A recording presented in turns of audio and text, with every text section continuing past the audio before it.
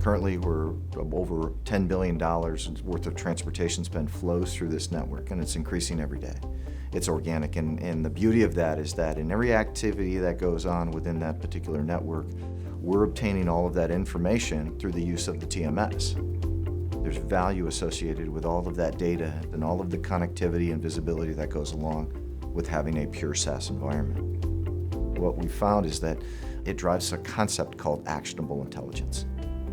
Data doesn't really do anything if you can't do something with it. If you don't know what it's telling you, if you can't analyze it, if you can't build something out of it, data really doesn't mean much. So we've developed a series of analytics and analyzing capabilities and reporting capabilities that actually put some tangibility around it. Determine what are the gaps, where are fail points, where are success points, how should I be evaluating my business on a continuous basis, how should I measure myself, what are my metrics? And once I'm able to analyze that and draw some conclusions through actionable data, then what happens is, then I can make better decisions. What are the carriers we use? How do we deploy our carriers? What are our writing guide compliances? How do I do accessorials? What are my fuel surcharge tiers?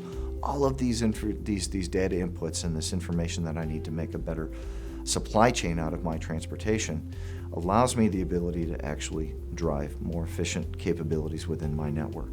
This data, this actionable intelligence, allows companies to be smarter at what they do. You're getting an intelligent supply chain. They know what their metrics are. They know how to manage the business. They know what the hot points are, when I need to look at redesigning, when I need to go to market from a transportation perspective. Do I have my DCs in the right locations?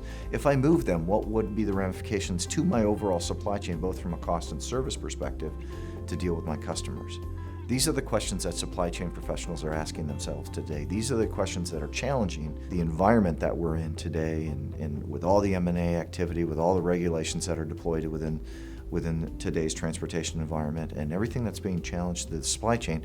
We need to be able to be more sophisticated in how we approach the design and the execution of the solution set.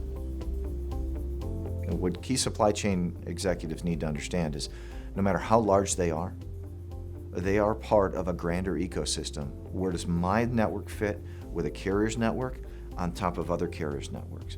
Really the key is, how do I become a shipper of choice? Create an environment where I'm meeting the needs of my carriers so that they can be profitable, but also very, very competitive from a cost perspective for me to run effectively with a fluid and a fluent supply chain. And what are the business processes based on the behaviors that are in the network that allow me to be a shipper of choice? Only through a network can you get all of this type of information to drive that actionable intelligence that makes you a continuously improving supply chain.